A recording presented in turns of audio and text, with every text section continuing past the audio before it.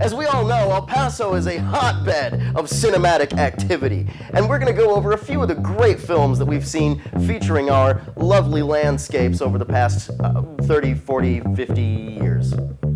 Hi, I'm Brian Seeley with LaughterHours Comedy, and this is 5 awesomely bad movies featuring El Paso.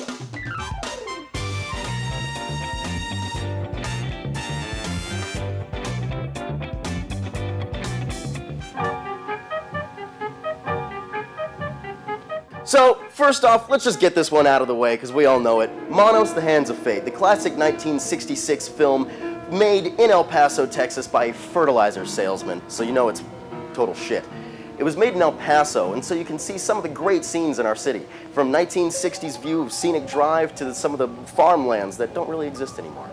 Manos currently holds a critic score of 7% on Rotten Tomatoes. One reviewer says, "Just as Citizen Kane is a textbook example of how to make a quality film, Manos, The Hands of Fate is exemplary in showing us step by step how to make a bad one."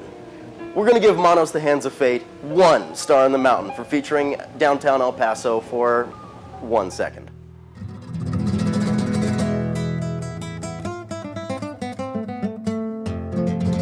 The Border is a 1982 movie starring Jack Nicholson, where he plays a Border Patrol agent recently come to El Paso.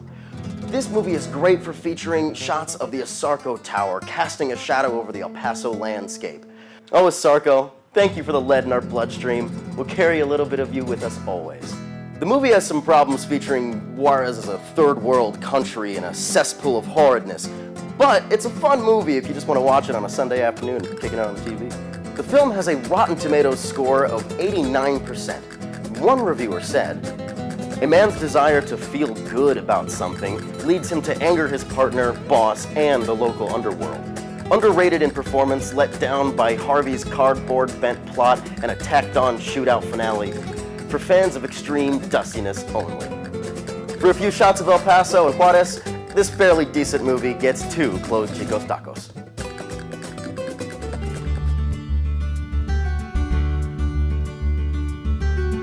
The next movie on our list is Committed. So far, the most accurate modern representation of El Paso, Committed is a lukewarm 2000 movie featuring Heather Graham and Luke Wilson at the dickiest he could possibly get in his career. Almost like his character from that 70s show grew up and didn't learn anything about life. It features a critic score of 45% on Rotten Tomatoes. One reviewer said, "Like Jolene, Committed is pretty to look at, but ultimately too irritating to spend 90 minutes with." As the most accurate modern representation of El Paso, we're going to give it 3.5 I-10s under construction.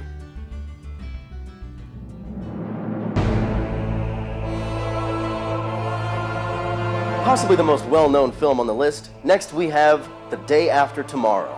This will be a quick one because it only features El Paso briefly. Snowmageddon is coming and everyone wants to cross the border into Mexico through the Sun City. This scene is interesting because it features El Paso's own Robert Holguin, anchor of KFOX TV.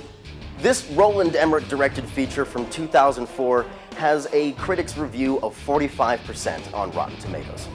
One reviewer said, "A shambles of dud writing and dramatic inconsequence, which left me determined to double my consumption of fossil fuels." Featuring so many people crossing the Puente, we're going to give this film 2.5 hours late for crossing the bridge.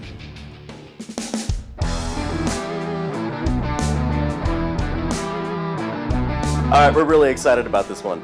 Next is Lone Wolf McQuade, a 1983 Chuck Norris film shot and set right here in El Paso, Texas, and featuring David Carradine looking sexily into the camera. Lone Wolf McQuade is the only film on the list that does El Paso justice, with so many shots of the El Paso desert, and the El Paso desert, and the El Paso desert, and beautiful shots of downtown and the convention center, which happens to be the police station, I guess.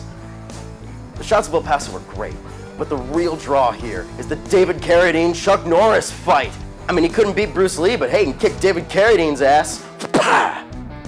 Chuck Norris kicks a lot of ass in this film, and while it features El Paso, really, the ass kicking is the best part, and that red headband, oh, it's just great.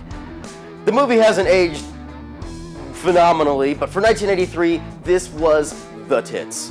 For all the red headband and ass-kicking goodness, we're going to give this film 5 undergrad years at UTEP. And those were 5 awesomely bad movies featuring El Paso, Texas. If you guys can think of any more, please let us know in the comments. I'm Brian Seeley with LaughterHours Comedy. If you like this video, please subscribe to our channel. And remember, everything funny happens Laughter Hours.